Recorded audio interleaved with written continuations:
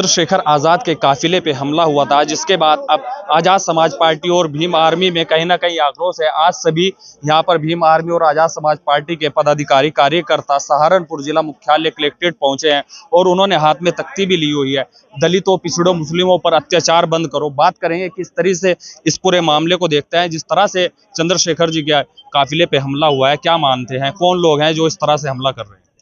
हमला करने वाले वही लोग हैं जिन्हें अपनी सत्ता का खतरा है, और सत्ता का खतरा आज उत्तर प्रदेश में नहीं पूरे भारत में भारतीय जनता पार्टी को चंद्रशेखर आजाद जी की उभरती लोकप्रियता से है। शासन चाहे तो यहाँ एक पत्ता भी नहीं हिल सकता है।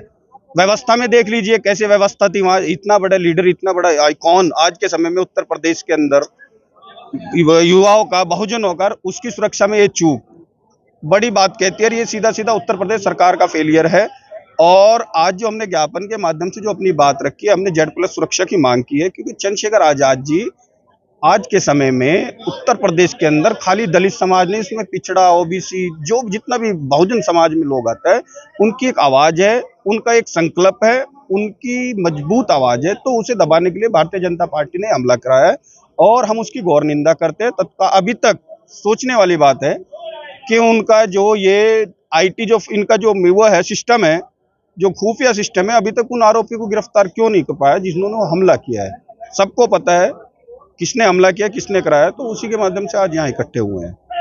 आप क्या मानते हैं, जिस तरह से हमला लगातार हो रहा है, पहले भी हमला हुआ था, गोली भी चली थी, तो फिर दोबारा से सांसद बन गए हैं, फिर भी हमले नहीं रुक रहे हैं, क्या मानते हैं?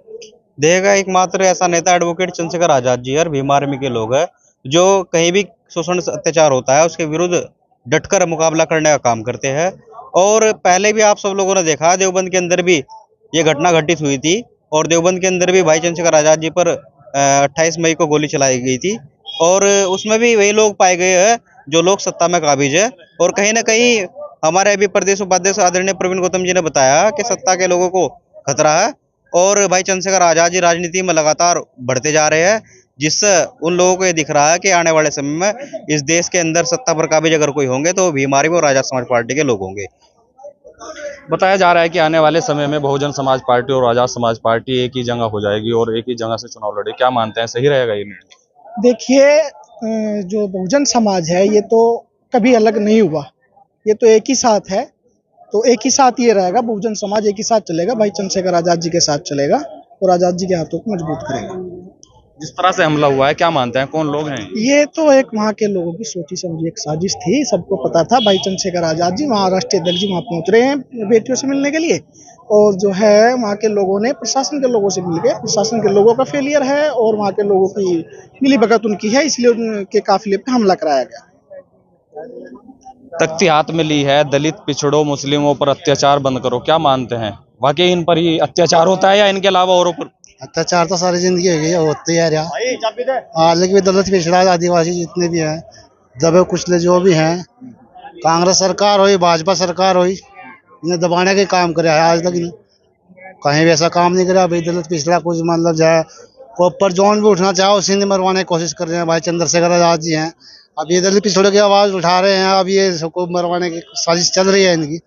अब ये और इस तबत्ती क्या सामने दिख ही रहा है। और भी कुछ लोग हैं, उनसे भी बात करेंगे। क्या मानते हैं, जिस तरह से लगातार हमले हो रहे हैं, चंद्रशेखर आजाद जो जिस तरह से दलित, पिछड़ों लोगों की आवाज़ उठा रहे हैं, क्या मानते हैं?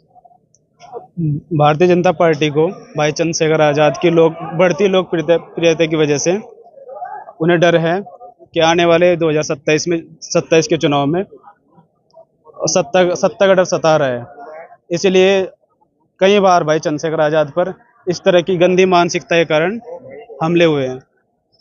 आप कुछ कहना चाहेंगे, क्या देखते हैं जिस तरह से हमले हो रहे हैं? हमले का मेरा तो सीधा सीधा ये थोड़ा सा आग्रह है कि भाई भारतीय संविधान को बचाने के लिए चंद्रशेखर भाई लड़ाई लड़ रहे हैं, और भारतीय संविधान के पहले पन्ने पर समता, स्वतंत्रता, बंधुता, न्यायपद समाज का निर्माण करने के लिए जो प्रस्तावना लिखी थी, संविधान निर्मित करण बाबा साहब भीमराव अम्बेडकर जी के द्वारा संविधान लिखा गया, उस संविधान को भारत के अंदर पूर्ण रूप से लागू कराना चाहते हैं चंद्रशेखर भाई। और उनके बयान भी आप सुनते रहते हैं कि इस देश के अंदर 58 साल कांग्रेस ने राज किया और 3 बार बीजेपी की सरकार आई। 58 साल के कांग्रेस के राज में इस देश के अंदर 113 संशोधन कांग्रेस ने संविधान के अंदर किए, जो SC, ST, OBC माइनॉरिटी के लोगों के पक्ष में लिखे हुए कानून थे, जैसे शिक्षा का अधिकार, स्वास्थ्य का अधिकार, रोजगार का अधिकार। ये सारे के सारे कानून बदले गए जिसमें चंद्रशेखर भाई बड़े पैमाने पर आप देख सकते हैं संसद के अंदर भी बोलने का काम कर रहे हैं और सड़क पर भी आंदोलन करने का काम कर रहे हैं। तो ये सरकारें चंद्रशेखर भाई को इसलिए पसंद नहीं कर रही हैं कि चंद्रशेखर भाई संविधान के पक्ष में है, देश की आवाम के पक्ष में है और देश को मान सम्मान स्वाभिमान शिक्षा स्वास्थ्य रोजगार दिलाने के पक्ष में है। ये सरकार को हजम नहीं हो रही है, इसलिए चंद्रशेखर भाई पर बार बार हमले करवाए जा रहे हैं कि ताकि ऐसी आवाज देश के अंदर खड़ी ना हो। क्या नाम है आप? मेरा नाम डॉक्टर दीपक पुरी है, मैं जिला संगठन मंत्री हूँ भीम आर्मी से। चंद्रशेखर भाई कहाँ जा रहे थे काफिले के साथ जब उन पर हमला हुआ? ये मथुरा में जा रहे थे, दो बहनों के ऊपर जो उन्होंने मेकअप करवा के आ रही थी ब्यूटी पार्लर से, उनके साथ में घिनौनी हरकत की और उनका मेकअप वगैरह ख़राब किया और उनके दरवाजे से बारात लौट गई। तो देखो सबसे बड़ी, मैं इसी स्थिति में छोड़ दिया उनको, जैसे कि मैं सुसाइड करने पे ही मजबूर थी। तो भाई उनका हौसला बढ़ाने के लिए जा रहे थे और उन दरिंदों को जो है सजा दिलवाने के लिए वहाँ पर पहुँचे, लेकिन आते हुए वहाँ पे चंद्रशेखर आज़ाद जी के काफिले पे जो पथराव हुआ वो बहुत निंदनीय है।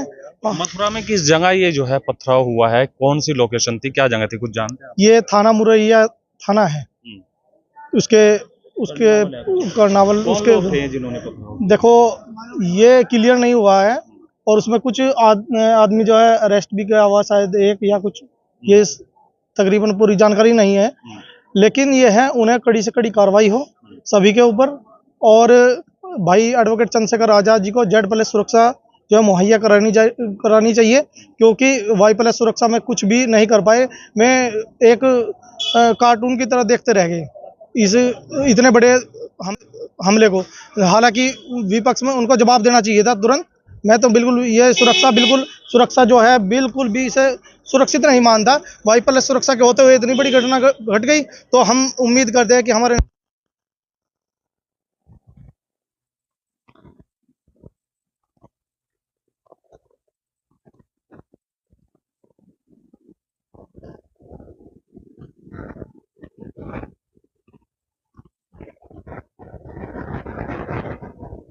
इसी दौरान वहां पर उनके ऊपर हमला किया गया था। ये लोग यहाँ पर आज सहारनपुर कलेक्ट्रेट पहुंचे हैं और इन्होंने यहाँ पर एक ज्ञापन सौंपा है। इन्होंने कहा है कि कर पाए, इसीलिए यहाँ पर ये लोग Z+ सुरक्षा की मांग कर रहे हैं। सहारनपुर से न्यूज़ इंडिया 11 के लिए शमीम अहमद।